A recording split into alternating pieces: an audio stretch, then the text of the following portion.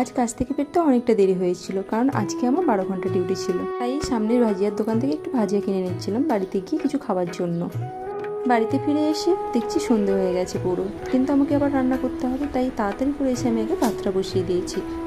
এইবার সানডে আমি মার্কেট যাইনি, তাই সেভাবে কিছুই বাজার করা হয়নি। তাই ভাবলাম একটু ডাঁটার ডাল করে নেওয়া যাক।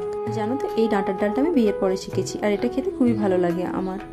আর শুধু ডাল তো খেলে হবে না, তার সাথেই বাঁধাকপিটা ছিল, ভাবলাম এটাও করে নেবো। তাই ডালটা আমার হয়ে গেছে, এর মধ্যে লাস্টে একটু রসুন কুচি আর একটু ধনেপাতা দিয়ে দিয়েছিলাম। তো ডালটা আমার রেডি হয়ে গেছে। ডাঁটাগুলোও দেখলাম খুব সুন্দর সেদ্ধ হয়ে গেছে। তো অন্যদিকে আমি কি করেছিলাম, যে বাঁধাকপি আর আলুটা সেদ্ধ করতে বসিয়ে দিয়েছিলাম। এরপর বাঁধাকপিটা আমি জল ঝরিয়ে নিয়েছিলাম, আর তারপরে কড়াতে তেল দিয়ে ওর মধ্যে ফোড়ন দিয়ে পেঁয়াজ দিয়ে, আর আগে থেকে রসুন বাটা আমার করা থাকে, তো সেই রসুন বাটা একটু দিয়ে একে একে মশলাগুলো দিয়ে আমি বাঁধাকপিটা রেডি করেছি।